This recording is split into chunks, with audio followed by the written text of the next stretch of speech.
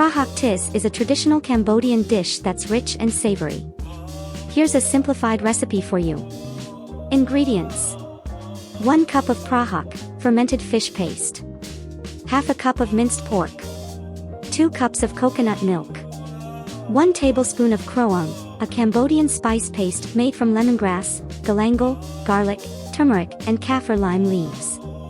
2 tablespoons of palm sugar. Chilies to taste. Vegetables for dipping such as cucumber, cabbage, and long beans. Instructions: in a pan, cook the minced pork until it's no longer pink. Add the prahok and kroong, stirring well to combine.